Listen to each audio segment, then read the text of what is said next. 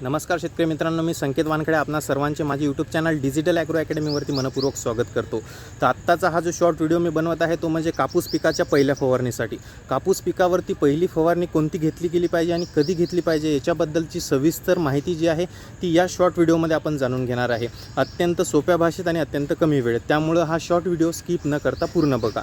तर शेतकरी मित्रांनो, जेव्हा आपलं कापसाचं पीक जे आहे 30 ते 35 दिवसांवर येतं, म्हणजे एका महिन्याच्या वर येतं, तेव्हा जे आहे पहिल्या फवारणीची आपल्या पिकाला गरज असते।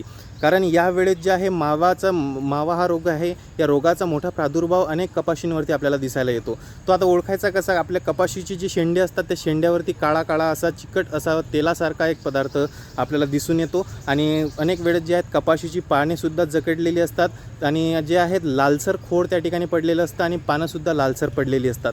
तर याचं कारण असंच की ही जी लालसर पाने वगैरे पडलेली असतात याचं कारण असं आहे की त्याला खतांची लागण झालेली नसती।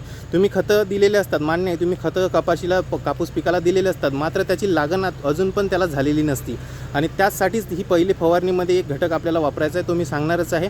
आणि जो मावा आहे त्या माव्यासाठी आपल्याला एक चांगलं कीटकनाशक त्या ठिकाणी वापरायचं आहे। तर शेतकरी मित्रांनो, 3-4 घटक या ठिकाणी सांगणार आहे, ते महत्त्वपूर्ण राहतील तुमच्या कापूस पिकासाठी, त्यामुळे लक्षपूर्वक ऐका। तर शेतकरी मित्रांनो, माव्याचा जर प्रादुर्भाव जर तुमच्या पिकावरती जास्त असेल, कपाशी पिकावरती, तर त्या ठिकाणी उलाला हे कीटकनाशक वापरा। आणि जर कमी प्रादुर्भाव असेल माव्याचा, म्हणजेच की काळसरपणा जो चिकट द्रव्य आहे पदार्थ तुमच्या शेंड्यावरती तुम्हाला दिसेल त्या ठिकाणी कापूस पिकाच्या, त्याला मावा म्हणतात। तो मावा जर कमी प्रमाणात असेल तर त्या ठिकाणी तुम्ही ॲक्ट्रा हे सिजेंटा कंपनीचं ॲक्ट्रा हे कीटकनाशक वापरा।